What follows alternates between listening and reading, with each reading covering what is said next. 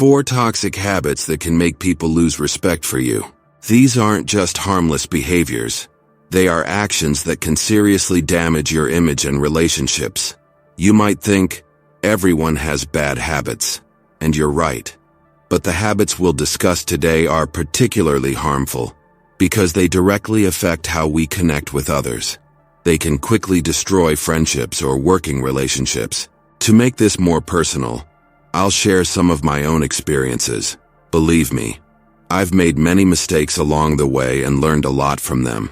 These stories are a bit harsh and honest, but I think sharing them can help us all grow.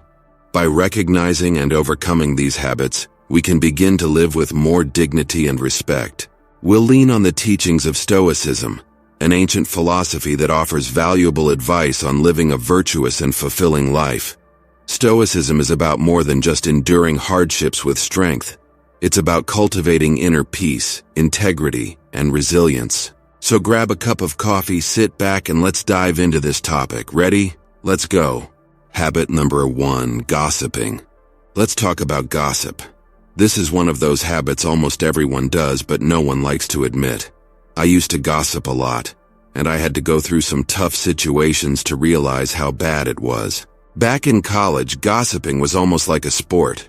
My friends and I would spend hours talking about other people's lives. At first, it seemed harmless, even fun. It made us feel closer, like we were sharing secrets. But the truth is, gossip is a toxic habit that can ruin trust and respect. I'll tell you a story I'm not proud of. There was a girl in our group. Let's call her Olivia. She was a bit different, quieter, didn't always fit in. One day, I found out she liked a guy who, let's say, was out of her league. Instead of keeping that to myself, I told my friends. We laughed about it and the story spread quickly. It didn't take long for Olivia to find out what we were saying. The look on her face when she realized her feelings had become a joke was heartbreaking. She distanced herself from the group and eventually left altogether. At the time, I brushed it off, but deep down, I knew I had crossed a line. Stoics like Epictetus teach us to focus on our character and not get involved in other people's business. When you gossip, not only are you wasting time, but you're also destroying trust. Epictetus said, "Be silent for the most part, or if you speak, say only what is necessary and in a few words." Gossip destroys trust. When you engage in it, people start to wonder what you're saying about them behind their backs. It creates an atmosphere of distrust and betrayal. I learned this the hard way when my own words came back to bite me. Another incident happened at my first job. I had a colleague, let's call him James, who was very dedicated but a bit reserved. One day I found out Santiago had a serious health issue. Instead of respecting his privacy, I told a few colleagues thinking it was interesting gossip. Of course James found out. He came to me not angry, but with a look of sadness and disappointment. He said he trusted me to be discreet. From that day on, our professional relationship was never the same. I had lost his respect and trust, and it was entirely my fault. That situation taught me something important. Respect other people's privacy. Everyone has their own struggles and vulnerabilities. When you turn someone's life into a topic of conversation, you're not only disrespecting them, you're showing a lack of integrity in yourself. Habit number 2, being unreliable. Let's talk about being unreliable. This is a habit that affects many people and can destroy the respect others have for you.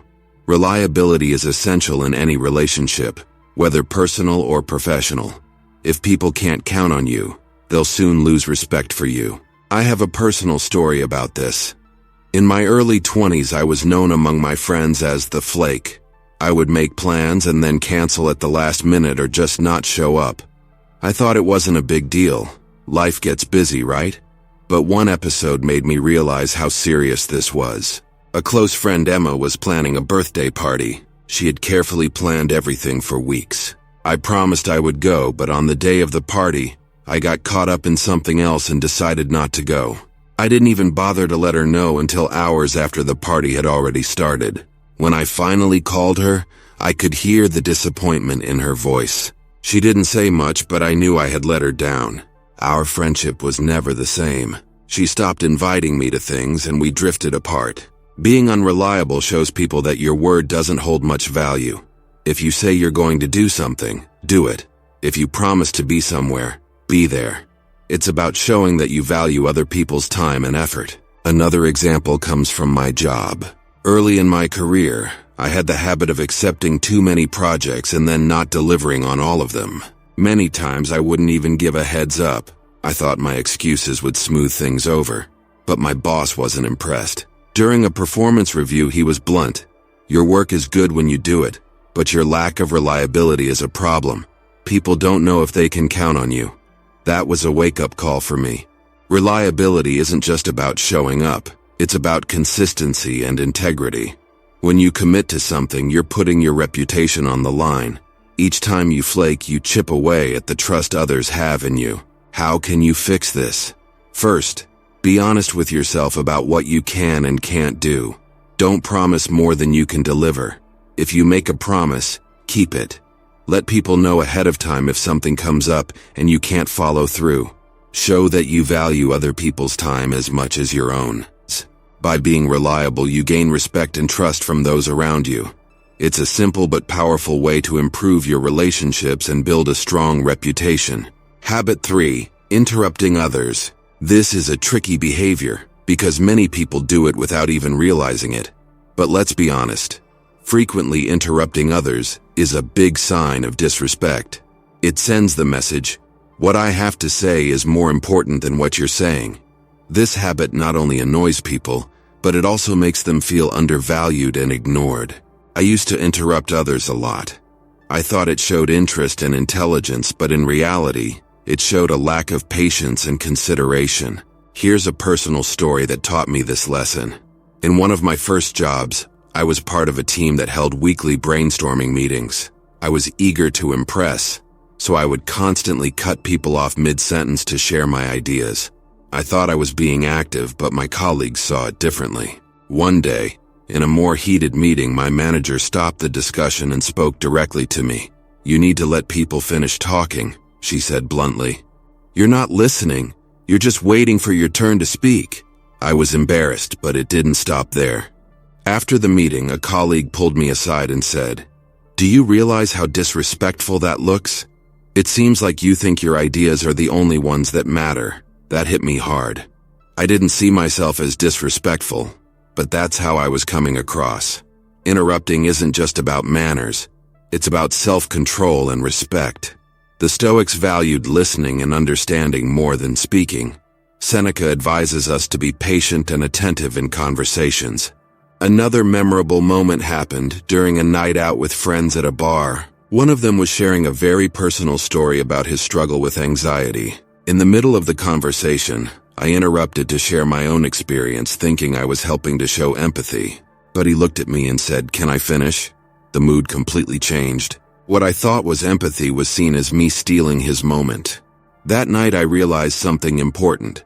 Listening is more than just hearing words. It's about being present and allowing the other person to fully express themselves. By interrupting, I was cutting that process short and making the conversation about me, not them. To change this habit, practice active listening. When someone is speaking, truly listen. Don't just wait for your turn to talk. Give the person space to express themselves fully before responding. This is a simple yet powerful way to show respect and build stronger connections. Remember, interrupting sends the message that you value your words more than others. It's about appreciating their contribution and creating an environment of mutual respect. In your next conversation, try really listening. You might be surprised by how much you'll learn and the respect you'll earn. Habit 4. Complaining.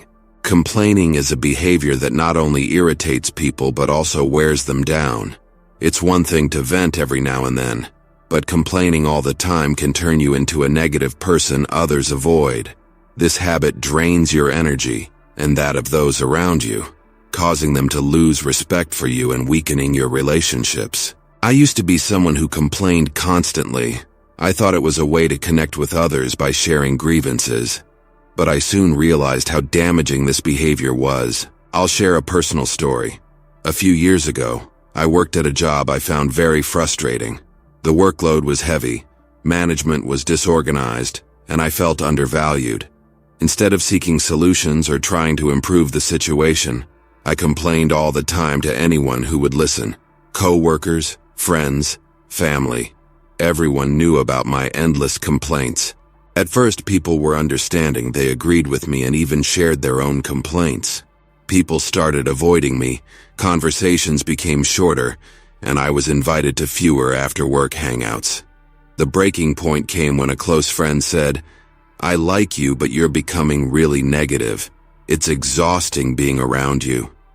The Stoics believed in focusing on what we can control and accepting what we cannot. Constant complaining keeps us stuck in the negative, which affects our mindset and how others see us. Complaining shows that you're more focused on the problems than the solutions, which isn't an attractive quality. Another situation that opened my eyes happened during a group project in college. A classmate, whom I'll call Paul, complained about everything: the workload, the professor, the project itself. His negativity was so strong that soon the whole group was demotivated. We were all just trying to get through it, rather than giving our best effort. Seeing this from the outside was eye-opening. I realized how my own complaints could be affecting others in the same way. I decided to change my attitude. I started practicing gratitude and focusing on solutions. Instead of complaining about my job, I began identifying specific problems and looking for ways to fix them. If I felt undervalued, I asked for feedback and proposed improvements. When I saw disorganization, I took the initiative to organize what I could. It wasn't easy, but the results were significant. People noticed the change in my attitude. My relationships improved, and I started to regain the respect I had lost. I became someone people wanted to work with and be around, rather than someone they avoided. Thank you for watching. If you found this video helpful, I encourage you to subscribe to the channel, like the video, and share it with someone who needs to hear this. Let's strive to live a more respectful and positive life. Share your thoughts in the comments and tell us about your own life experiences. See you next time. Stay strong and stoic.